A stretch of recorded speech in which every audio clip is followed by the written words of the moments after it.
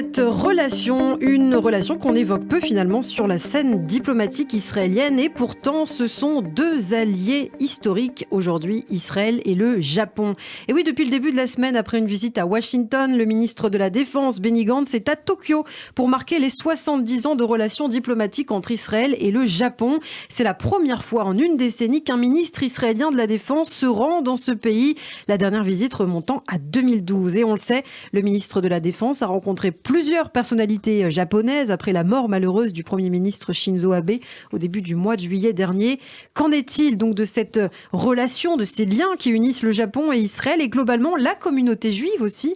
Eh bien, on en parle ce matin avec vous, Christophe. Et vous l'évoquez, effectivement, le sort de Shinzo Abe, sort tragique. C'est important qu'Israël lui avait vivement rendu hommage. C'était après son assassinat le 8 juillet dernier. Le Premier ministre israélien Yair Lapid avait parlé d'un leader courageux, véritable ami d'Israël, en se rendant sur le site de l'ambassade du Japon en Israël.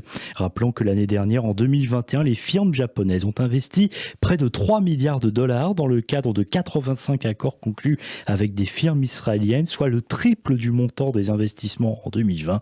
En 2015, ce chiffre s'élevait seulement à 87 millions de dollars. Et le Japon représente donc aujourd'hui 18,5% de tous les investissements étrangers dans le secteur technologique israélien, notamment contre 1,8% en 2016.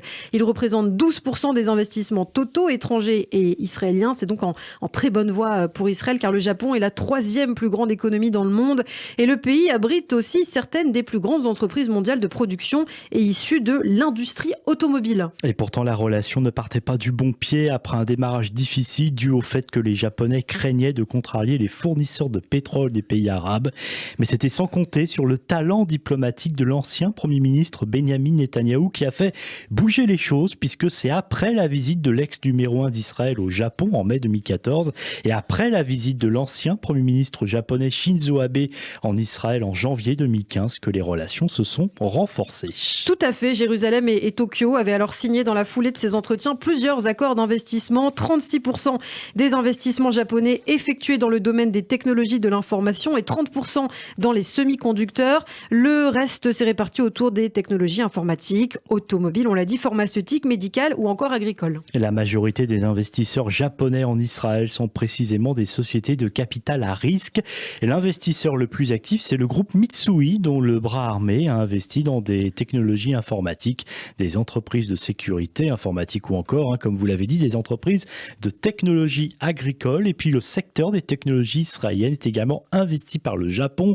Récemment, un rapport de la société consulting Harel Hertz montrait que les investissements et acquisitions japonaises entre les années 2001 et 2018 avaient atteint les 5,66 milliards d'euros. Au total, plus de 180 accords ont été scellés en 20 ans.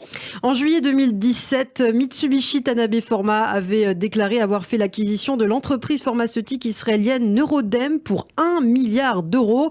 Un an plus tôt, c'est Sony qui a acheté Alter, un fabricant israélien de puces, pour plus de 178 millions d'euros, alors que le japonais SoftBank, lui, investissait pour environ 178 millions d'euros également dans des entreprises israéliennes, d'autres entreprises. Et les affaires entre japonais et israéliens sont encore en pleine évolution. Oui, Israël s'est naturellement transformé en terrain de chasse populaire pour ces entreprises.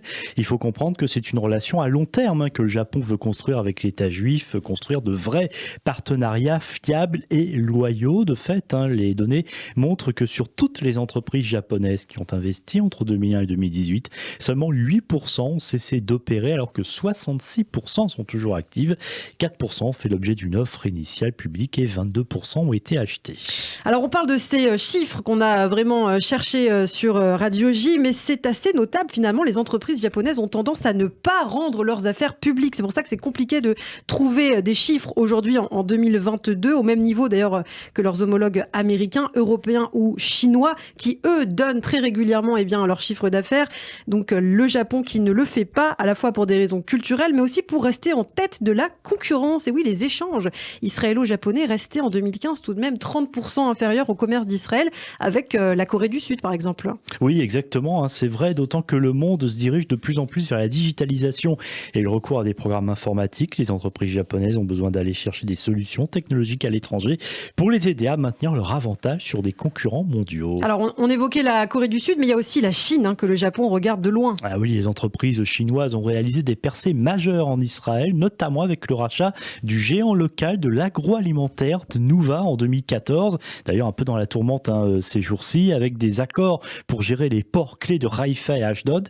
Mais ce n'est rien en comparaison avec les États-Unis, acteurs dominants du marché israélien, accaparant un total impressionnant de 35% des investissements levés par des entreprises israéliennes. Ça, c'était en 2018. À titre comparatif, justement, les investisseurs chinois, britanniques, japonais et allemands représentaient eux seulement 3% des investissements de chaque entreprise. Alors, ce qu'il faut dire, c'est que la croissance de l'intégration économique entre le Japon et Israël est due aussi au caractère de plus en plus volatile du marché chinois, justement, suite à la guerre commerciale opposant la Chine et les États-Unis, avec des investisseurs israéliens qui considèrent désormais le Japon comme une bien meilleure alternative, une alternative plus sûre dans l'Est asiatique.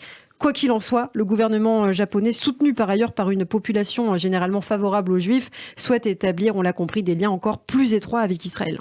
En effet, dans le Japon de l'ancien Premier ministre Shinzo Abe, désormais disparu, Israël est un partenaire particulièrement précieux. Son expertise unique en matière de défense et de technologie militaire convient parfaitement à son plan de développement des capacités militaires japonaises face à une Corée du Nord de plus en plus rebelle. Par ailleurs, le printemps arabe, ça c'était en 2011, a modifié la vision japonaise de la région en faveur d'Israël. Dans une région sombrant dans le chaos et les troubles internes, Israël se distingue comme l'exception et l'endroit où investir. C'est ce qu'explique en effet notamment le professeur d'histoire à l'université Meiji Gakuin au Japon, qui a été cité dans les colonnes du Times of Israel récemment. Alors on a parlé des relations étroites entre Israël et le Japon. Les rapports entre Juifs et Japonais sont également excellents.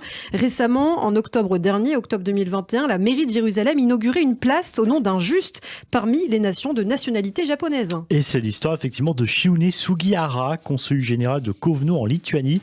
Il avait distribué plus de 2000 visas à des juifs de Lituanie pendant la guerre, leur sauvant la vie et violant la politique de son pays. Une place située dans le quartier Kiryat Yovel qui porte le nom de Shiune Sugihara. Il faut préciser que l'homme avait distribué en effet des milliers de visas à une écrasante majorité à des réfugiés juifs et à des familles qui avaient fui la Pologne occupée par les nazis avant l'invasion par l'Allemagne de la Lituanie, qui était alors un pays indépendant. Et avec ces visas et grâce à un mécanisme d'aide complexe d'autres consuls, entreprises et individus, 10 000 juifs selon les estimations ont pu être sauvés en quittant l'Europe. Radio J.